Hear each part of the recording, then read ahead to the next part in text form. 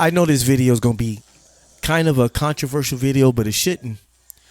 Because one thing I do not have is any bad feelings towards the LGBT community. I have family members that are part of the LGBT community. And matter of fact, in where I stay at, in the complex where I stay at, there is, you know what I'm saying, a couple from the LGBT community. And we get along just fine. You know what I'm saying? Matter of fact, I'm one of the very few heterosexuals that would even speak to them.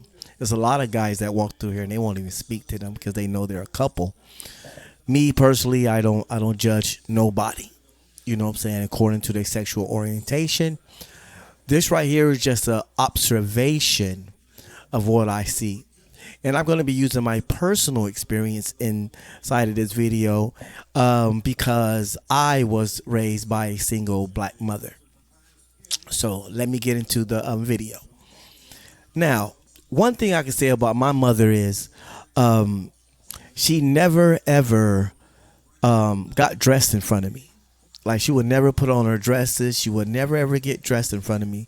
You know, like some women do, you know, they feel, well, he's only 2 years old. He's only 3 years old. You know, getting dressed in front of my son shouldn't, you know, it shouldn't hurt him.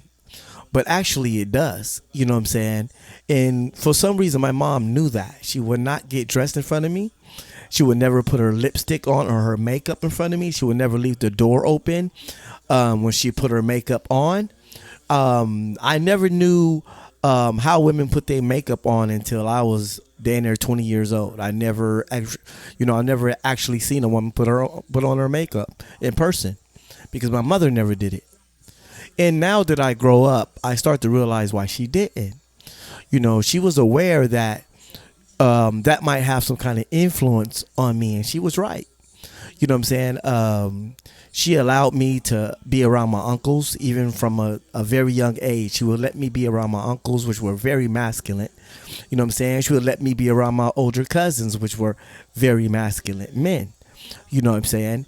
And I was able to be around them and kind of see what manhood was. You know what I'm saying? And I was able to be around, you know, someone that had that influence over me.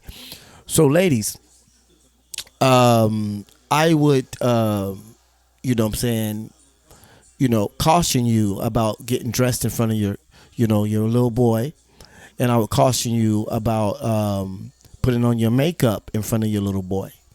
You know what I'm saying? And I know some women, you know, black women, you know, they have it hard and stuff like that because a lot of situations with incarceration and things that are happening, you know, people getting locked up, you know, the 80s and stuff like that, the whole crack epidemic and stuff like that, how many black men, you know, that got locked up, you know what I'm saying, in the 80s and 90s crisis.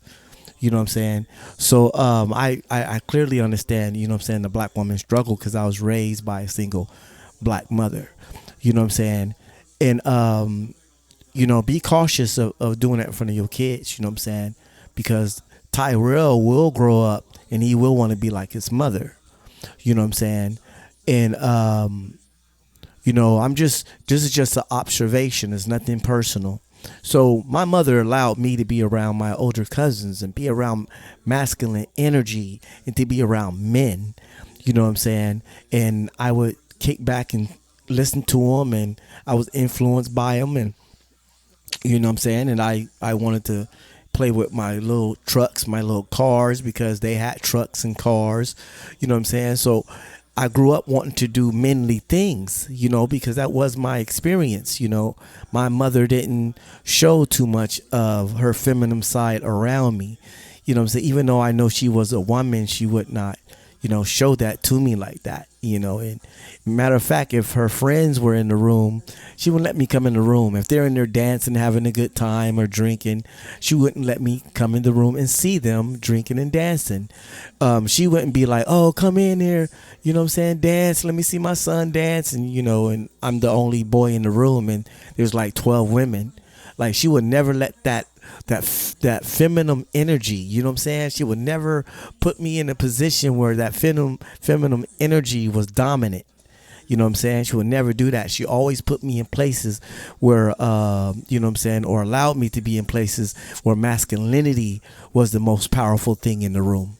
And even when she talked about men in a masculine way. She didn't put them down. She didn't tell me your daddy wasn't no good. You know what I'm saying? He was soft. He was a punk. You know what I'm saying? He was, none of that stuff. She never did that. She would always refer to all men in a manly fashion and with manly respect. So when I see my mom doing that, I say, okay, my mom has a lot of respect for men because she never talks down about a man. She never does that. She really respect men. Said she respected her brothers. She respected her father. You know what I'm saying? My grandfather was very masculine.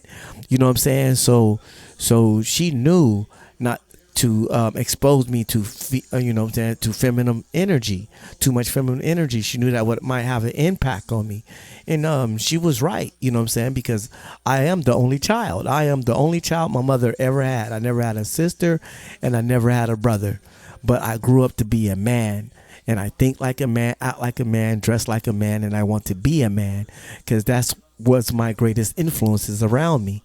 So so if depending on who you are as a mother, if you don't want to have that, feminine energy, overtaking your son, you know what I'm saying, then I would caution you not to have too much, feminine energy around him. You know what I'm saying? When you are dressing and putting on your dress and your stockings and your high heels, shut the door.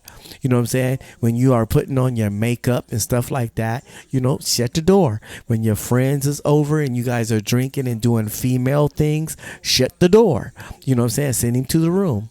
You know what I'm saying? Or drop him off at your brother's house for he can be around some masculine energy. And also, if you have any family that are married, you know what I'm saying, try to take your kid over. If your brother is married and has a family, you know what I'm saying, work something out where you can drop your child over at his house for he can get a chance to see what a family really looks like. He might not have a father at home, but at least he can look at the father and mother dynamic playing out right in front of his face. You know what I'm saying? So as long as you do that, I think he'll be okay. And whatever he chooses to do thereafter. See, the thing is, I'm not down on anybody's sexual decisions.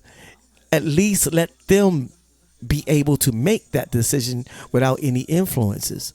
You know what I'm saying? That's all I'm saying. Just let them to grow up. Now, if he grows up, even though he had all that masculine energy around him and he decides to go the other way, then that's on him. He's a grown man at that time. But while he is in your presence, you know what I'm saying, treat him like a boy, you know what I'm saying, expose him to things that boys do. And if you don't have a male figure in the house, take him somewhere to visit a family member that has that male, you know what I'm saying, figure and that family figure inside of the house. That'll still help him because at least he'll be able to see it in real time. You know what I'm saying? So other than that, if you do the opposite, then you can't wonder why Tyrell wants to be just like his mother. Thank you for listening. Like, subscribe. And as always, one love.